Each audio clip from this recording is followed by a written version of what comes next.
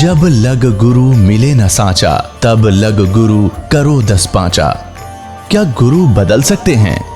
क्या गुरु बदलने से पाप लगता है? आध्यात्म के इस मैदान में आखिर सही गुरु कौन है? गीता जी में वर्णित तत्वदर्शी संत कौन है?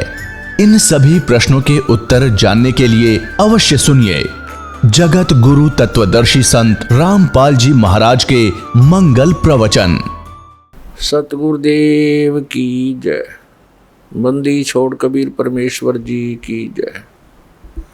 बंदी छोड़ गरीबदास जी महाराज जी की जय। स्वामी राम देवानंद जी गुरु महाराज जी की जय हो।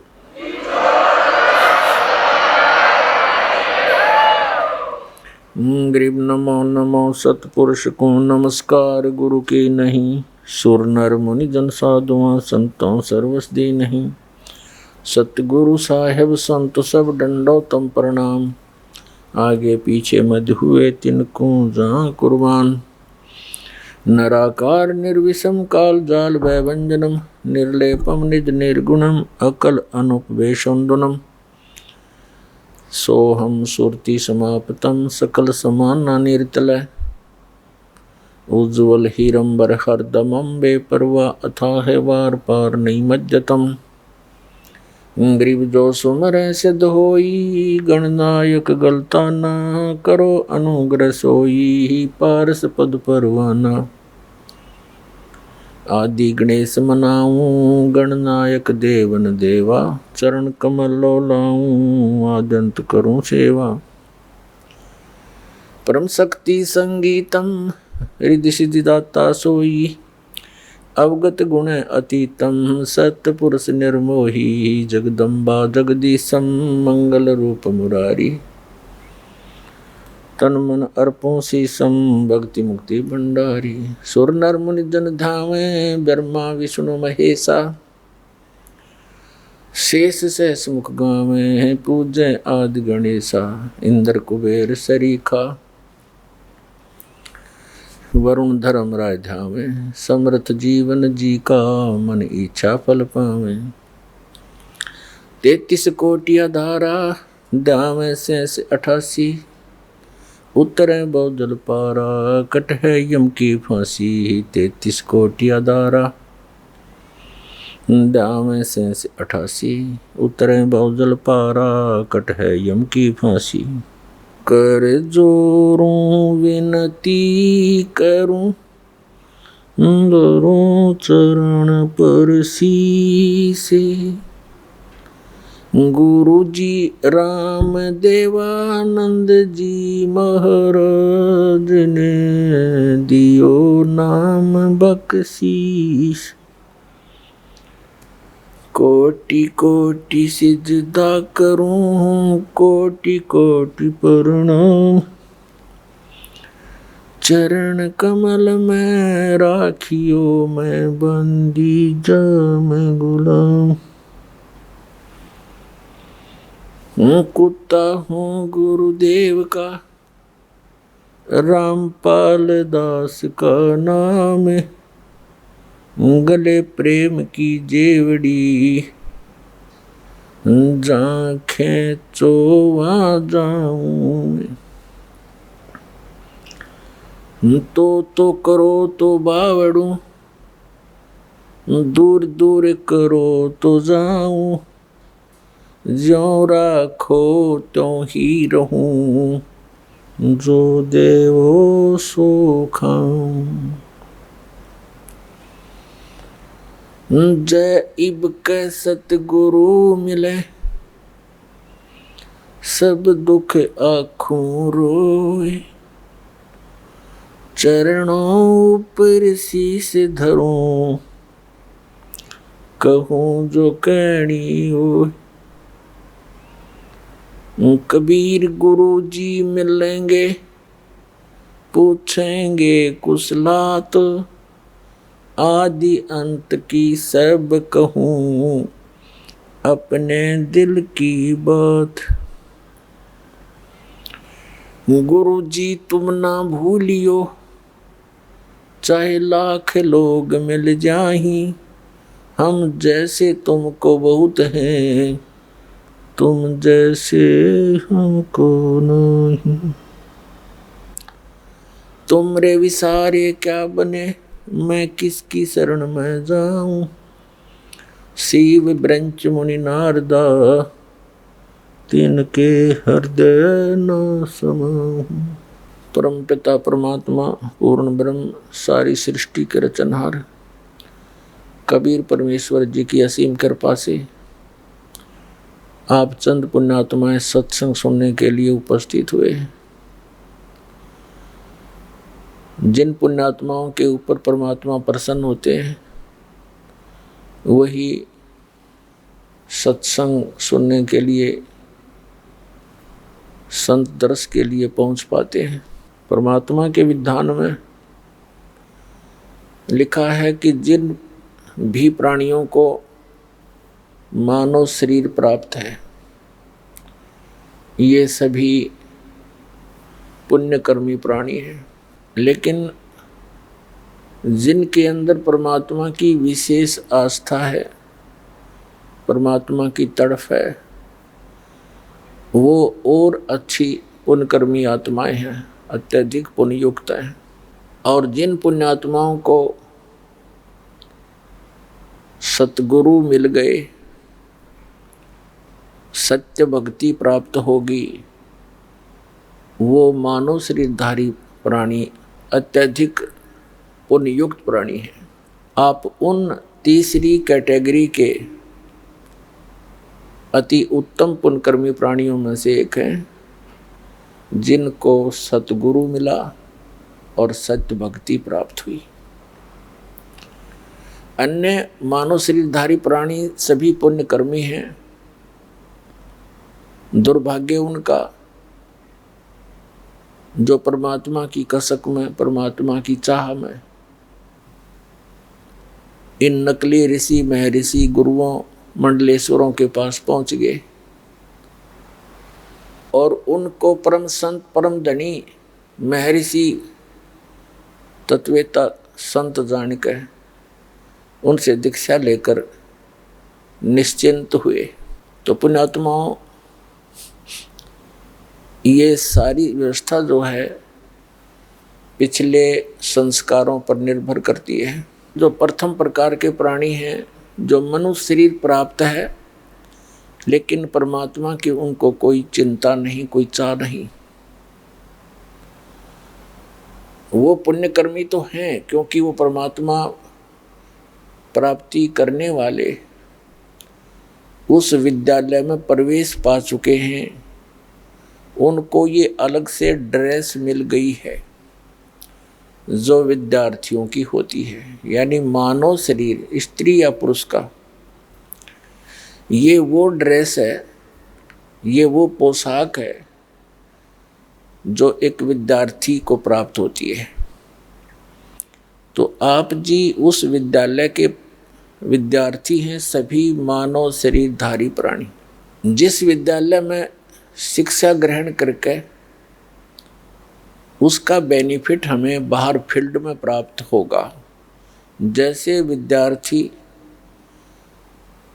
कॉलेज या स्कूल में पढ़ते हैं तो वो वहाँ अपनी पढ़ाई ठीक से करके दिन रात एक करके शिक्षा ग्रहण करके उत्तीर्ण होकर कॉलेज छोड़कर जब चले जाते हैं, उनको अन्य स्थानों पर उसका लाभ मिलता है, नौकरी मिलती है या कोई व्यवसाय प्राप्त होता है। और जो विद्यार्थी विद्यालय के उस शिक्षा के दौरान ही, उस शिक्षा समय के दौरान ही, उसके अंतर्गत ही विद्या ग्रहण ना करके वो सिनेमा देखता है और अच्छा खाता पीता उड़ता पहनता है और सो जाता है, अर्थात अपने उद्देश्य से विचलित होकर और कॉलेज के दौरान, कॉलेज के समय में जो सुविधाएं प्राप्त कर रहा है वो विद्यार्थी अपने जीवन को नाश कर रहा है। तो पुण्यात्माओं, आप जी पूरे विश्व में जितने भी मानव शरीरधारी प्राणी हैं, सब को परमात्मा ने वो ड्रेस दे रखी है, एक पहचान है कि आप विद्यार्थी हैं। विद्यार्थी को माता पिता प्रत्येक सुविधा देते हैं, घर के घरेलू कार्य से भी उनको दूर रखते हैं, जो भी उसकी पढ़ाई में खर्चा पैसा होता है वह होता है वो खुश होकर करते हैं, दिल खोल कर करते हैं। और वो बच्चा इतनी सुविधा प्राप्त करके फिर पढ़ता नहीं है तो उसका फिर जीवन नरक बन जाता है। ठीक इसी प्रकार ये स्थान स्थायी नहीं है जहां आप रह रहे हो, और इस मनुष्य जीवन का उद्देश्य केवल इतना ही नहीं है जितना आप जी सत्संग प्राप्ति से पहले कर रहे हो। संतानों उत्पत्ति, उनकी परवरिश, विवाह कर देना, उनके फिर संतान की आशा लगा कर जीवन व्यतीत करना, फिर मृत्यु को प्राप्त हो जाना और अपने मनुष्य जीवन के कर्म को और कर्तव्य को पूरा जान लेना, ये हमारी तत्व ज्ञानहीनता थी।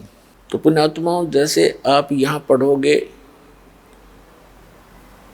ये शिक्षा ग्रहण करोगे, यानी परमात्मा के ज्ञान को सुनोगे, फिर जैसा भी आपको क्रियाएं बताई जाती हैं उन साधनाओं को करोगे,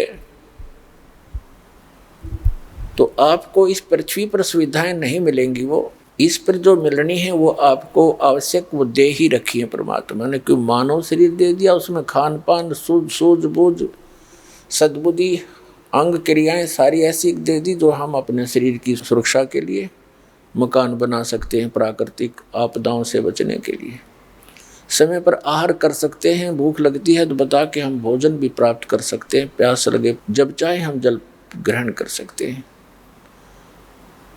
तो ये हमें सद्बुद्धि दी, तो इस सद्बुद्धि का हम प्रयोग करके भक्ति करके सतलोक जा सकते हैं।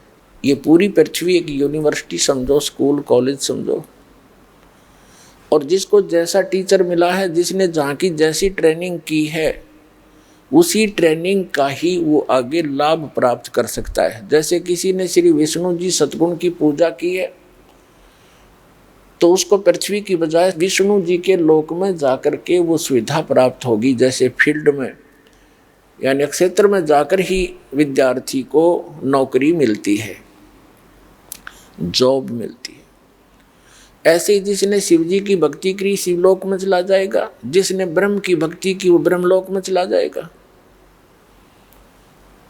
और जिसने श्री देवी दुर्गा की भक्ति की वो दुर्गा जी के लोक में चला जाएगा, और जिसने पूर्ण ब्रह्म परम अक्षर ब्रह्म सत्य पुरुष की साधना की तो सतलोक में चला जाएगा। तो हम यहाँ जो सुविधाएं बटोर रहे हैं ये बालकों जैसी बुद्धि युक्त हैं। हम सारा जीवन कोठी बनाने में, प्लाटों के खरीद कर साहूकार बनने में, और विवाह शादियों के अंदर जो हम अपनी परंपराएं बिगाड़ कर इतने विशाल कर बैठे हैं, जो हमारा सिर दर्द बन गई है, इन्हीं के निर्वाह में, इन्हीं के निभाने में हम सारा जीवन व्यर्थ कर जाते हैं। और सारे जीवन में जो हम संग्रह संचित करके कोई कोठी बंगले बैंक बैलेंस बनाते हैं वो यही रह जाते हैं और हम मुंह लटका कर जाते हैं। परमेश्वर ने स्वयं आकर के हमें ये ज्ञान दिया कि आप जी जिस प्रकार इस पृथ्वी पर रह रहे हो और जिन आशाओं को लेकर तुम जी रहे हो, ये तुम्हारी बालक बुद्धि है।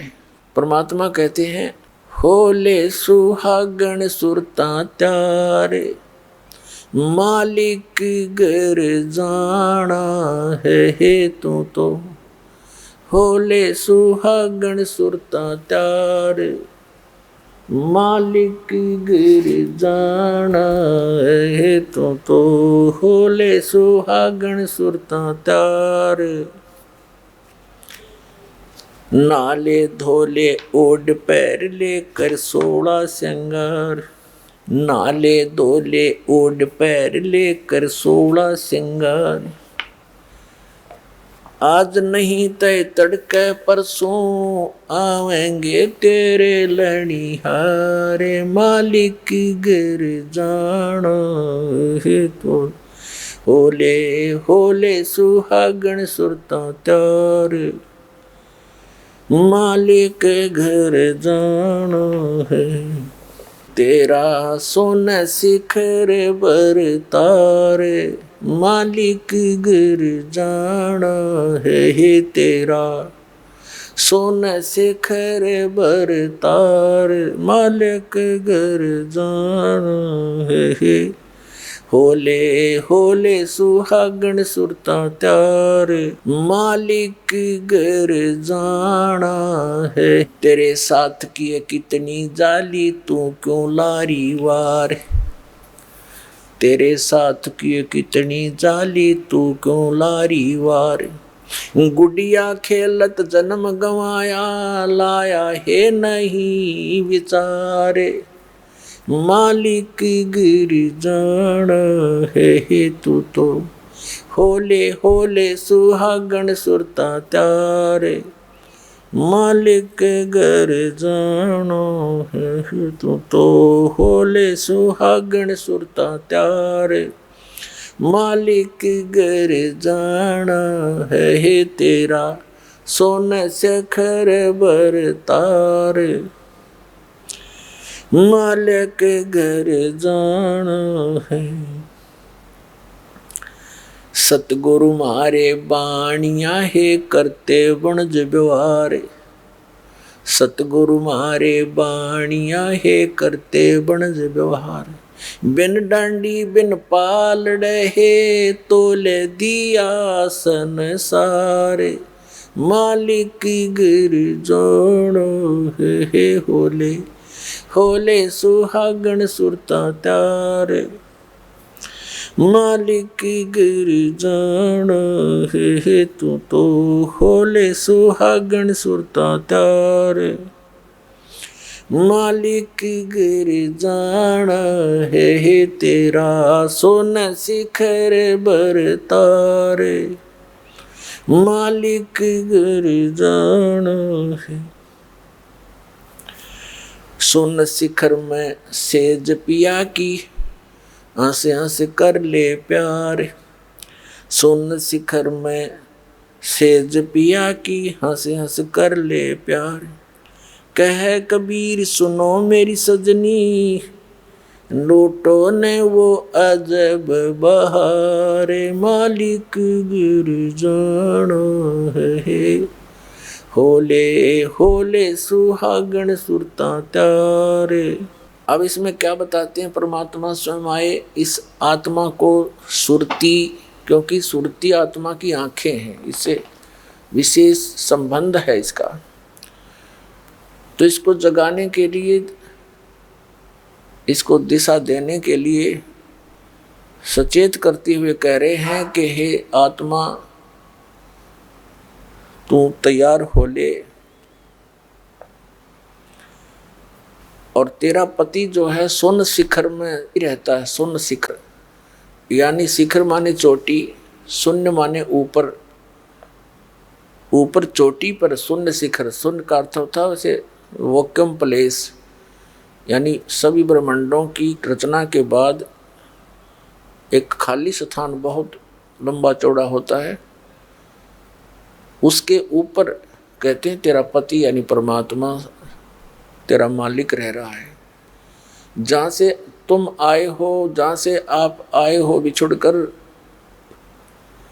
और वहीं जा कर के सुख प्राप्त हो सकता है, यहाँ आपको चैन नहीं हो सकती। इसके विषय में बताते हैं परमात्मा, साथी हमारे चले गए हम भी चालन हारे, कोई कागज में बाकी रही ताते लागरी वारे। हमारे साथी चले गए, कोई रिश्तेदार देख लो, कोई और मित्र संसार छोड़कर चले गए, और हम भी चलन हार, हमने भी जाना है। ये तो यूनिवर्सल ट्रूथ है, हमने भी जाना है, प्रत्येक ने जाना है। और हम इसलिए यहाँ टिके हैं, हमारे कागज में कोई सांस शेष रहते हैं, हमारा कोई अकाउंट जीवन का भी शेष है। जिस दिन वो पूरा होगा उसी दिन हम भी चले जाएंगे। फिर बताते हैं, आगे गए ना बावड़े रहते भी सब जाही, बिन साहेब की बंदगी कहीं ठोर ठिकाना नहीं। अब क्या बताते हैं परमात्मा कि जैसे आज आप मानव शरीर प्राप्त है और एक पल की चैन नहीं, इस मनुष्य शरीर प्राणी को या किसी भी प्राणी को देख ले, जो व्यवस्था जैसी वृत्ति नेचर एक चींटी की है, एक कण की आवश्यकता है और एक मण मिल जाए उसने कोई सब्र नहीं, वो अपने बिल में ठोक के जाएगी और रात और दिन चलती ही रहती है। एक कण की आवश्यकता पूरे दिन में। लेकिन यह नीयत खराब कब हुई थी? जब वो मानव शरीर में वो प्राणी था। तो यही व्यवस्था, यही नीति और यही रीति और यही हमारी वृत्ति मानव शरीर के अंदर है। हमने आवश्यकता थोड़ी सी वस्तु की होती है, लेकिन हम बेसब्रे हो जाते हैं, हम संतुष्ट नहीं होते, थोड़े बहुत उसमें लगे ही रहते हैं, जीवन नष्ट ही हो जाता है, पर हम हार नहीं मानते, माया जोड़नते, और वो जोड़ी जाड़ी रह जाती है और जो अनमोल वस्तु जीवन था वो नष्ट हो जाता है। तो यहाँ क्या बताते हैं कि इस झूठे सुख को सुख कहे ये मान रहा मनमोद, ये सकल चबीना काल का, कुछ मुख में कुछ गोद। अब जैसे हम यहाँ सारी सुविधाएं बटोरे बैठे हैं, 1 मिनट में मृत्यु हो जाती है, तो यहाँ से होया चलो, हम जाना नहीं चाहते, किसी भी कीमत पर हम मृत्यु नहीं चाहते। कोई महादुखी हो जाता है तो भी स्वस्थ होने की इच्छा लिए रहता है, और ये पता है कि यहाँ रह ही नहीं सकते। जब हमारी यहाँ मृत्यु हो जाएगी, जो हमने सारे जीवन में यहाँ जोड़ा था, कोठी बनाई थी, वो तो यहीं रह गई। हमारे साथ क्या गया और हमारी हानि क्या हुई? एक मूल धन लेकर आए थे हम, मूल पूंजी, अपने श्वास रूपी धन लेकर आए थे, और इससे हमने अपनी साधना भक्ति सत करके पुण्यदान करके इससे कई गुना बनाना था, सौदा करना था, बिजनेस करना था, और हम उस विवेकहीन व्यापारी की तरह अपना जीवन धन नाश कर चले, जो 10-20 लाख रुपए लेकर के दूर देश में चला जाता है, वहाँ किसी होटल में ठहर जाता है और उस अपने साथ ले गए धन, उस राशि को आगे व्यवसाय में ना लगाकर खाने पीने मौज मस्ती में सिनेमा देखने में व्यर्थ कर रहा है, तो उसने वो मूल धन नाश कर दिया, जिसको दुगना तिगना चौगुना बनाने के उद्देश्य से वो गया था। तो मनुष्य शरीर आपको इसमें ये लाभ प्राप्ति के लिए मिला था कि आप भक्ति करके इसे दुगना तिगना चौगुना कर सकते हो, अर्थात मोक्ष प्राप्ति कर सकते हो, वो ना की। तुम्हारे साथ क्या चला? जो पूंजी लाए थे वो नष्ट हुआ। यहाँ के जितने पाप थे भक्ति ना करने से सभी पाप संचित कर्मों में लिखकर हमारे साथ चले जाते हैं। तो वो पाप हमारे साथ गए, मनुष्य पूंजी समाप्त हुई। फिर कर्म आधार पर कोई पुण्य शेष बचा था तो स्वर्ग गए। स्वर्ग में जैसे यहाँ हम जब तक सत भक्ति नहीं करते हैं, बिन साहिब की बंदगी कहीं ठोर ठिकाना ना। साहिब माने परमात्मा, और परमात्मा एक ही है। जैसे श्रीमद् भगवत गीता अध्याय नंबर 18 के श्लोक नंबर 62 में अर्जुन से ये ब्रह्म बोल रहा है श्री कृष्ण में प्रवेश करके कि अर्जुन, यदि तुझे परम शांति चाहिए तो सर्व भाव से उस परमेश्वर की शरण में जा जिसकी कृपा से तू परम शांति को और सनातन परम धाम को प्राप्त होगा। 18वें अध्याय के 66वें श्लोक में इसको फिर से रिवाइज किया है कि उसकी शरण में जाना है तो मेरे सतर की, ब्रह्म सतर की जो साधना तूने की है वो मुझे छोड़ दे। एकम शरणम व्रज, एकम जिसके समान दूसरा कोई नहीं, समर्थ उस परमात्मा की शरण में व्रज माने जा। और इन सभी अनुवादकर्ताओं ने, इन ज्ञानहीनों ने व्रज का अर्थ आना किया है, ये गलत कर रखे। इंग्लिश वर्ड गो का अर्थ जाना होता है और गो का अर्थ कोई कम करता है, आना करता है, तो वो उस विवरण को समझ नहीं पाया जहां पर वो गो शब्द लिखा गया है। इसी प्रकार जहां वर्ज शब्द लिखा है और उसका आना कर रहे हैं, तो ये महामूर्खता का प्रमाण उन अनुवादकर्ताओं का है, क्योंकि वो तत्व ज्ञानहीन थे। संस्कृत अवश्य जानते थे लेकिन तत्व ज्ञान नहीं था। अब जितने भी ये महापुरुष हुए हैं जिन्होंने ठेका लिया वेदों की अनुवाद का, गीता के अनुवाद का, ये डुप्लीकेट ऋषि महर्षि दानंद जैसे, जब तक इनको मूल ज्ञान नहीं होगा तो वेदों के अर्थों का ऐसे अड़ंगा किया इन्होंने। अब जैसे रामायण की चौपाइयों को कोई घोट ले, पढ़ ले और उसको ये मूल ज्ञान हो नहीं कि राम कौन था, रावण कौन था, सीता कौन थी, दशरथ कौन था, अयोध्या क्या है, श्रीलंका क्या थी, तो उसका अनुवाद करने चले कि राम ने रावण को मारा और सीता ले अयोध्या पगधारा। अब राम का अर्थ तो बकरा भी होता है। अब कुछ एक ही नकलियों ने ऐसे भी अनुवाद किए हैं वेदों के अनुवादकर्ताओं ने, जैसे जहां अग्नि शब्द है, अग्नि का अर्थ होता परमेश्वर, तो परमेश्वर की महिमा, तो परमेश्वर के सतर क्या काम होगा, फिर या करके लिख रखा है या अग्नि, परमेश्वर व अग्नि, कोई बात हुई, तो ये विद्वान की काम है। अब जैसे राम ने रावण को मारा, अब जिसने ये इस कथा का ज्ञान नहीं तो वो कैसे अर्थ कर रहा है कि राम माने श्री रामचंद्र भी लिख दिया और या फिर बकरे ने रावण को मारा। ये दोनों काम हो सकते हैं। अब बकरा राम वाला काम कर सकता है, श्री राम वाला।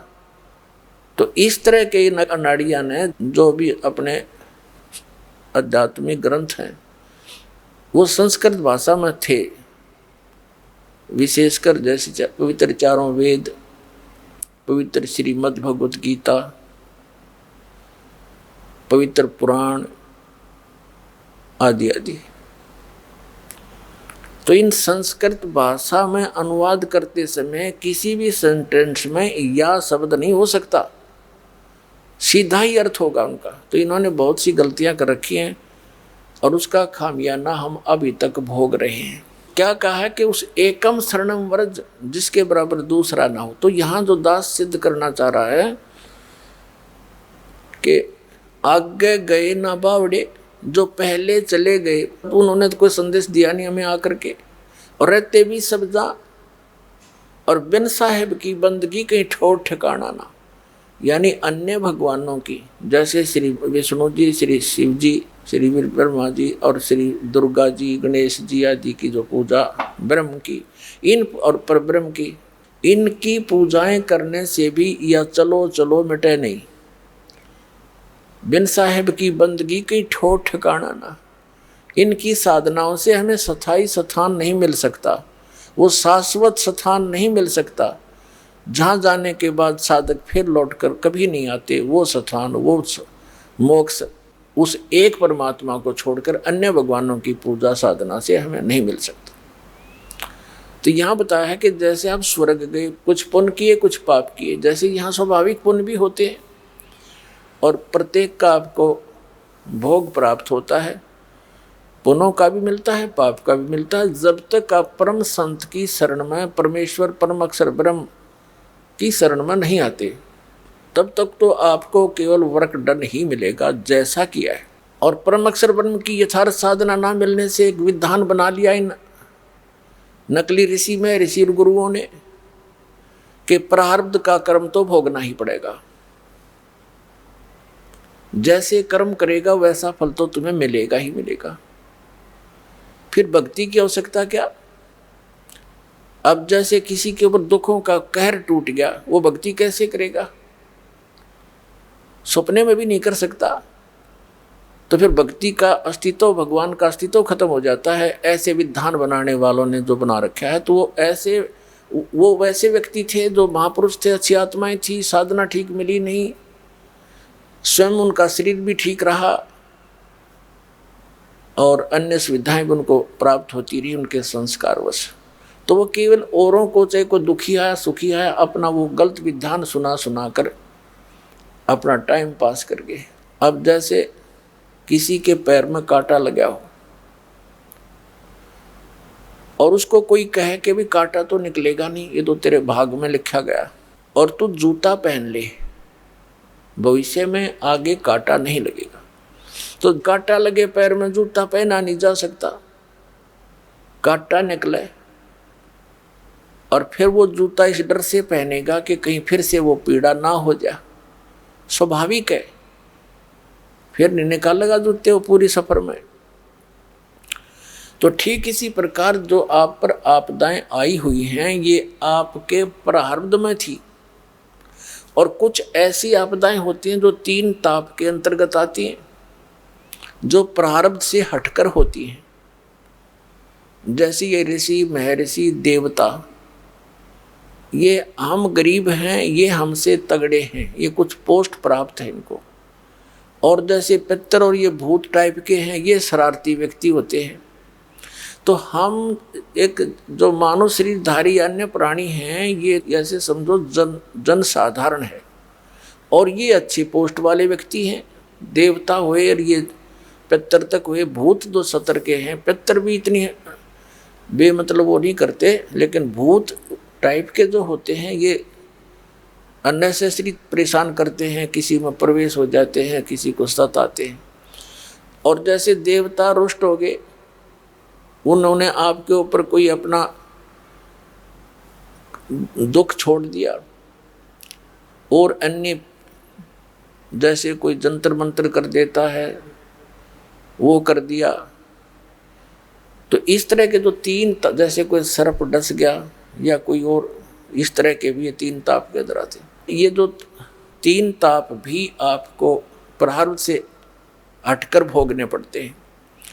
तो कहने का भाव ये है कि जब तक हम परम संत की शरण में नहीं आते, तो ये हमने सभी भोगने पड़ते हैं। इन ब्रह्मा विष्णु महेश आदि भगवानों के और दुर्गा और ब्रह्म तक की साधना करने वालों के ये 3 ताप भी नहीं कट सकते, प्रारब्ध का संस्कार भी नहीं हट सकता, वो भोगना ही पड़ता है। जैसे श्री विष्णु जी को श्राप दिया था नारद जी ने कि तूने मेरे बंदर का मुंह लगा दिया और मैं विवाह कराना चाह रहा था, जिससे मैं वंचित रहा।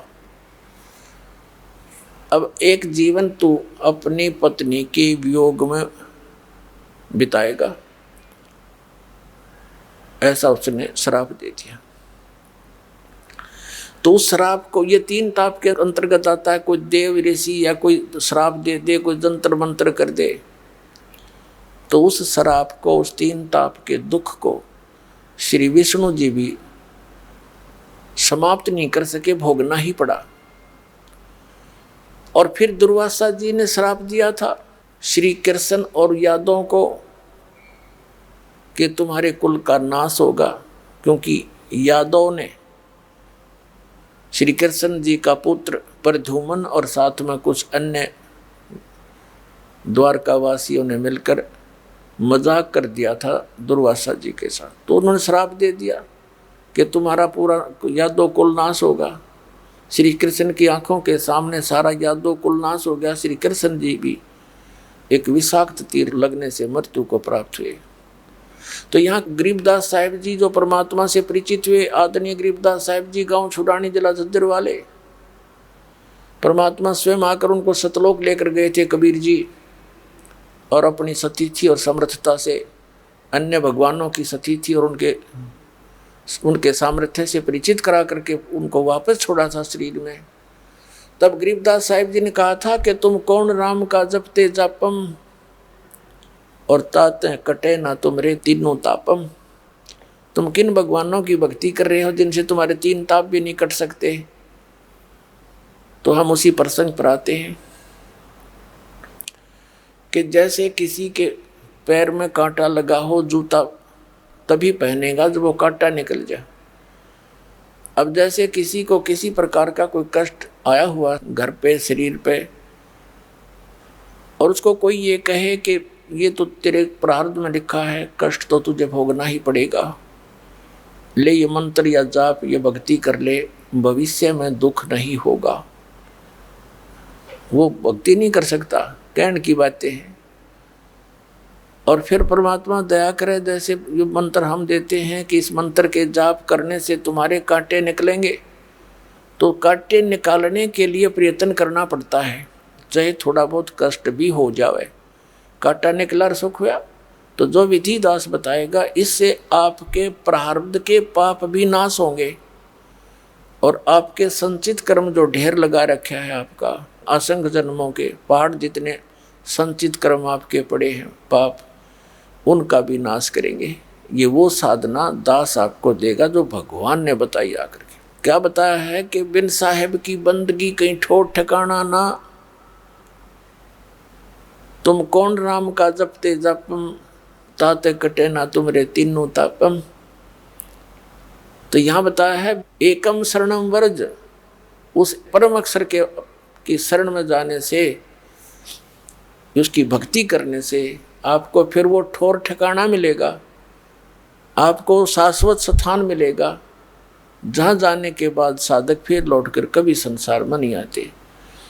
अब यहाँ इन अन्य तत्व ज्ञानहीन ऋषि महर्षि गुरुओं ने, कबीर पंथियों ने भी, सभी ने एक विधान बना रखा है अपनी अज्ञान सोच से सुने सुनाई दंत कथा के आधार से कि सतलोक में कुछ नहीं है, प्रकाश ही प्रकाश है, चेतन ही चेतन है, और आत्मा वहाँ जाकर उसमें मिल जाती है, जैसे बूंद समुद्र में उसी का रूप हो जाती है।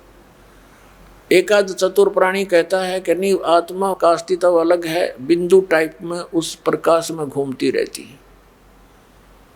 तो इसके विषय में परमात्मा ने बताया है, कबीर जी ने, बिन देखे उस देश की बात कहते हैं कूर।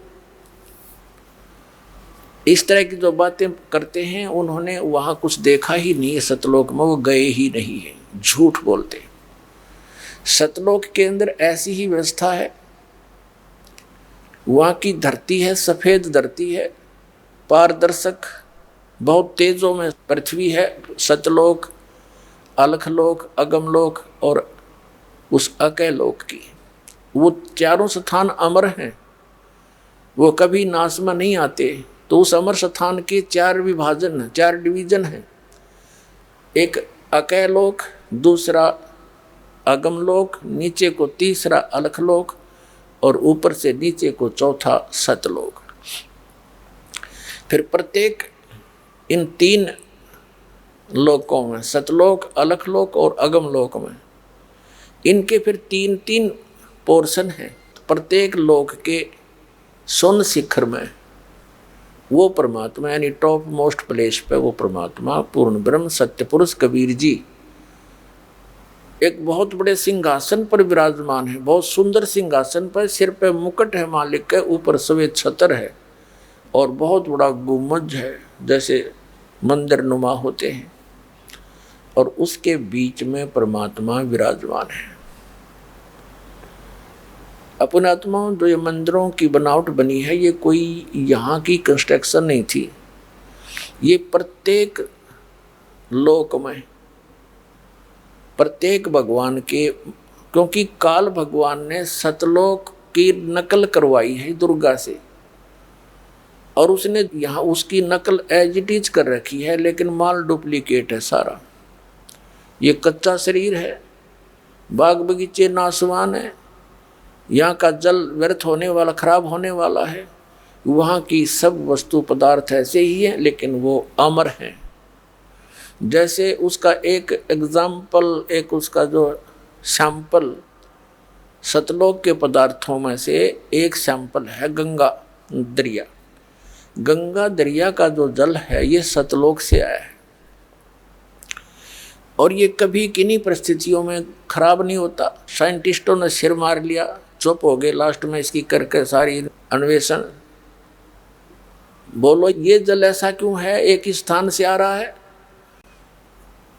और भी दरिया हैं। तो कहने का भाव ये है कि एक सैंपल है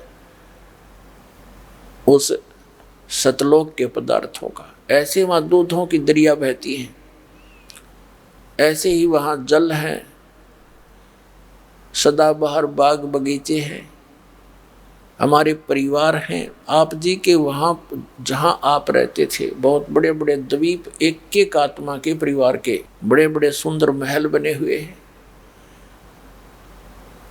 और जो सुख वहाँ था वो यहाँ हो ही नहीं सकता किसी भी स्थिति में।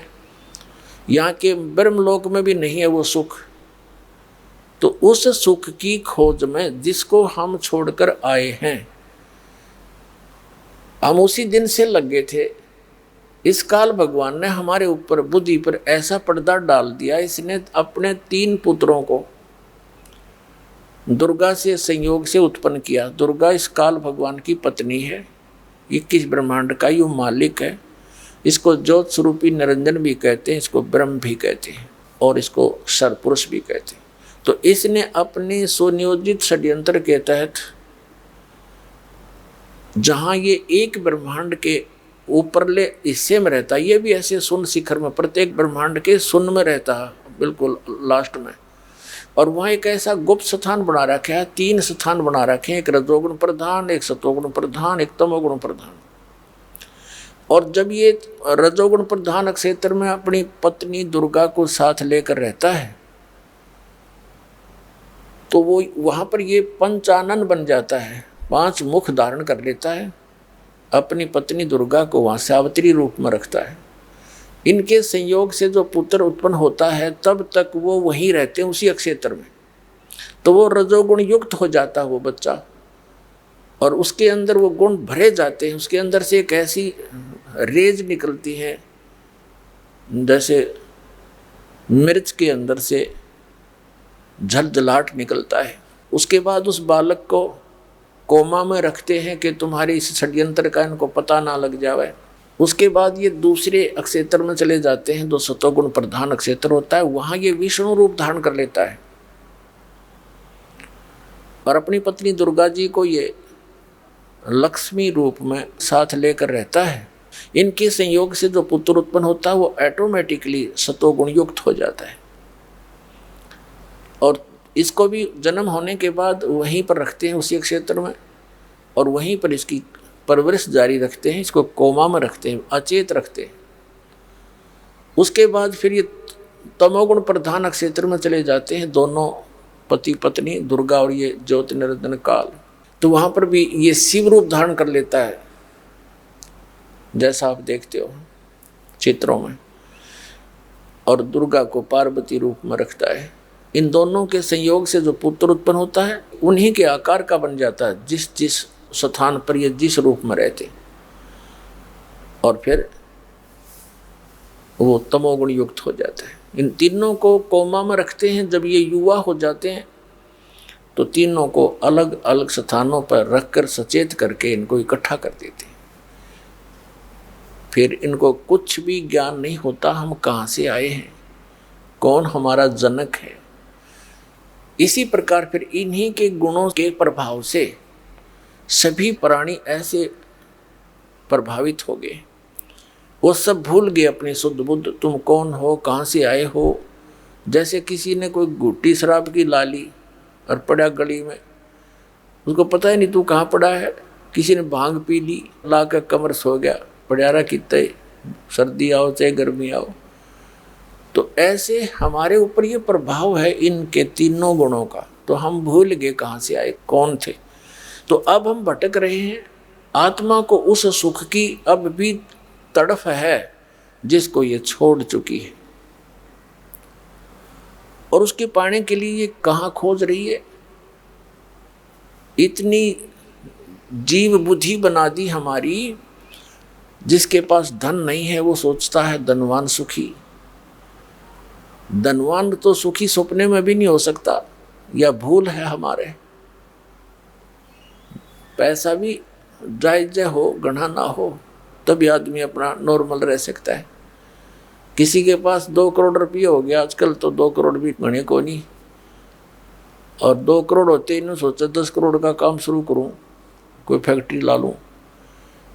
2 करोड़ अपने लगा दिए, 2 करोड़ ले लिए ब्याज पे लोन किसी सरकार से या बैंक से, 1-2 करोड़ किसी रिश्तेदार से इधर उधर से कर लिए, और वो काम धंधा चला नहीं।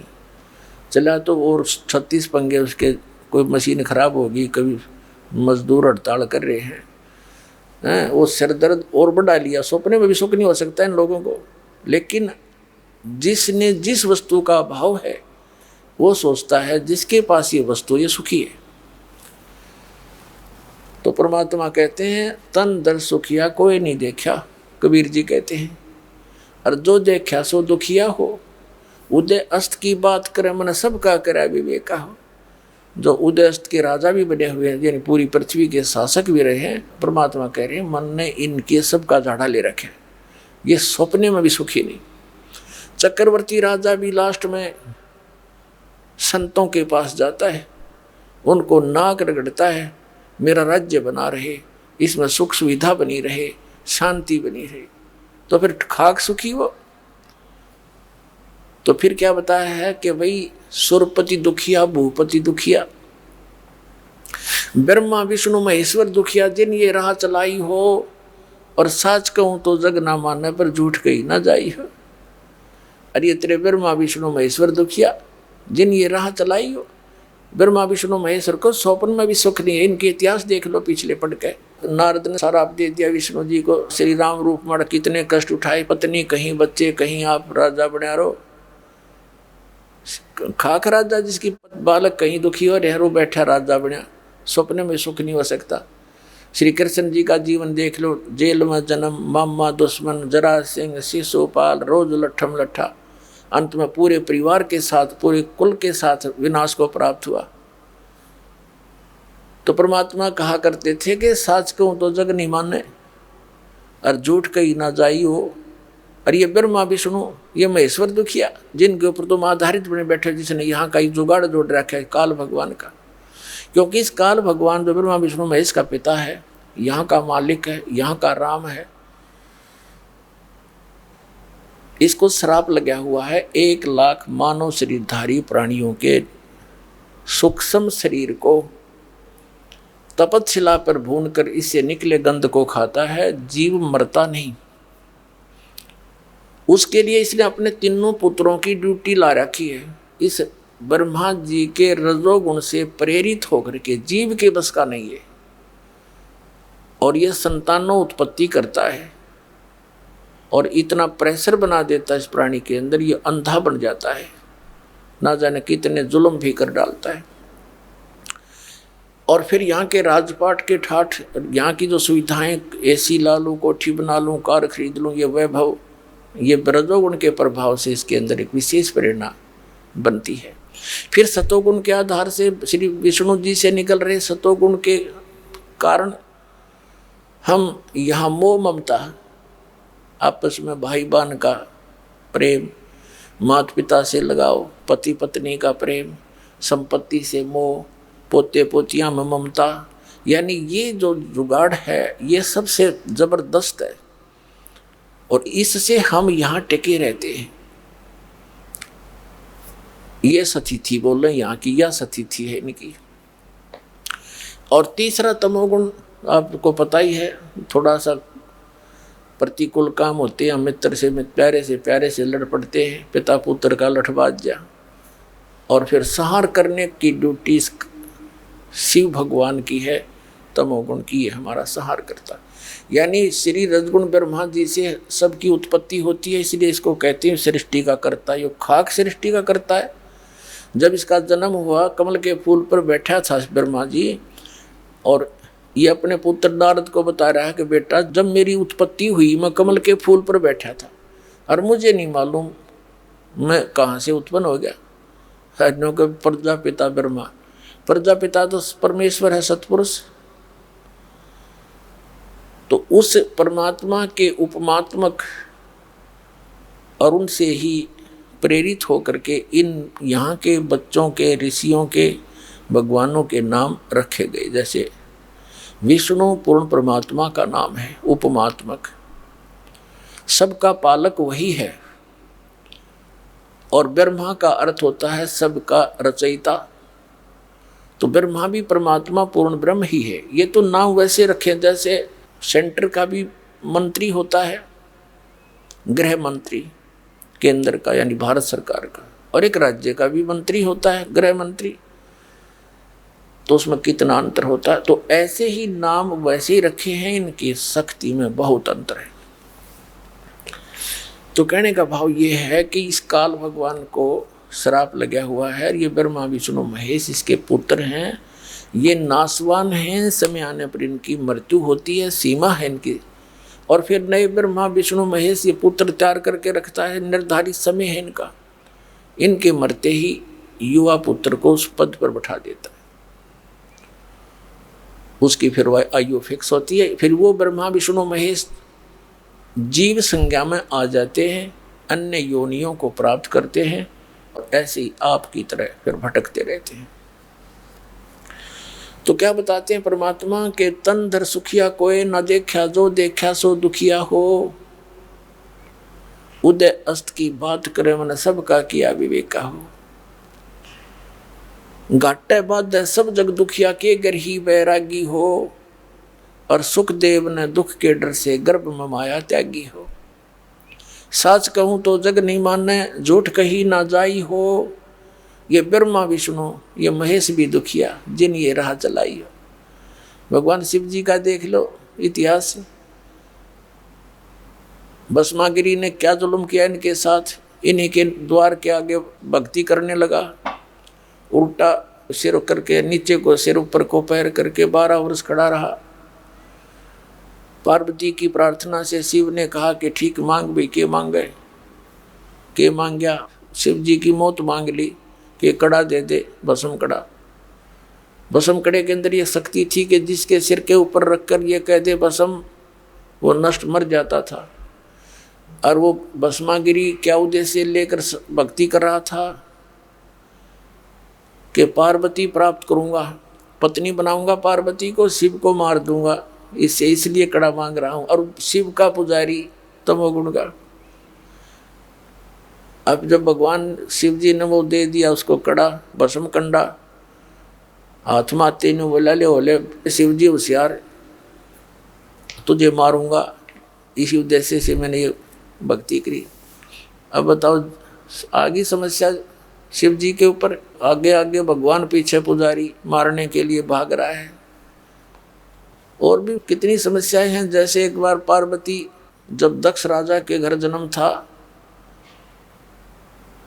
राजा दक्ष के घर पे जाके मृत्यु को प्राप्त होगी हवन कुंड में जल के। भगवान शिव गया वहां, लठ बजाया उन गेल्या, झगड़ा किया खूब अपने ससुर के साथ। पार्वती को यानी मरी हुई उस अस्थि पिंजर को लेकर 10,000 वर्ष तक भटकता रहा, हाय पार्वती हाय पार्वती। और फिर भगवान ने उसका सुदर्शन चक्कर मार कर उसके टुकड़े टुकड़े करे। उस शक्ति के, माया के, यानी पार्वती समझो उसने, दक्ष पुत्री के अस्थि पिंजरों के, तब उसका मोह टूटा। तो पुण्यात्मा परमात्मा कहे साच कहूं तब है तुम मानो को नहीं। इसी सच कहने के कारण परमात्मा के साथ कितने जुल्म किए थे, उन करवाए थे उन नकली गुरु महर्षियों ने। तो परमात्मा कहा करते थे कि भी यहाँ सुख नहीं मेरे बच्चों, जिस सुख की तुम्हें खोज है, तलाश है, चाह है, वो जंतर मंत्र मेरे पास है, वो विधि मेरे पास है, मुझसे वो ग्रहण करो, मेरी मर्यादा में रहो, तुम्हें वहाँ भेज दूंगा जहाँ जाने के बाद फिर लौट कर कभी संसार में नहीं आते। लेकिन हमने परमात्मा की बात मानी नहीं, क्योंकि हम अज्ञान से परिपूर्ण कर दिए गए थे इस काल के दूतों द्वारा। आगे परमात्मा क्या कहते हैं कि सुरपति दुखिया, भूपति दुखिया, और रंक दुखी बपरीती हो, कह कबीर और सब दुखिया, एक संत सुखी मन जीती हो। अब परमात्मा ने निष्कर्ष निकाल दिया सारे अपने ज्ञान का कि बिना तो सुरपति सुखी, सुरपति माने देवताओं का मालिक राजा इंद्र। अब हम यहाँ एक सरपंच बन जाते हैं, चेयरमैन बन जाते हैं, मेंबर ऑफ पार्लियामेंट बन जाते हैं, या एमएलए बन जाते हैं, मंत्री, मुख्यमंत्री, प्रधानमंत्री, राष्ट्रपति बन जाते हैं एक छोटे से टुकड़े का, तो हम ये सोच बैठते पता नहीं हमने क्या पा लिया। कुछ भी नहीं पा लिया। आपने तो अपना जीवन नाश कर लिया जब भक्ति नहीं करते तो, या भक्ति नहीं कर रहे तो पूर्व जन्म की वो पूंजी जो आप लेकर आए थे, धन श्वासों का, मनुष्य जीवन के श्वासों का, उसका नाश कर दिया और ये खाक उपलब्धि कर ली। और एक पल का चैन नहीं। मुख्यमंत्री के देख लो इतिहास सारे दिन, प्रधानमंत्री का देख लो, एक पल का चैन नहीं इनको। हमने दिखे बड़े सुखी। तो पुण्यात्माओं, यदि भक्ति करनी है, इन संसारिक चोचला तो अपने दूर रखना पड़ेगा। एक का काम होगा। परमात्मा कहते हैं पिया चावे प्रेम रस, राख्या चावे मान, एक म्यान में दो खड़ग, कदे देखी सुनी न कान।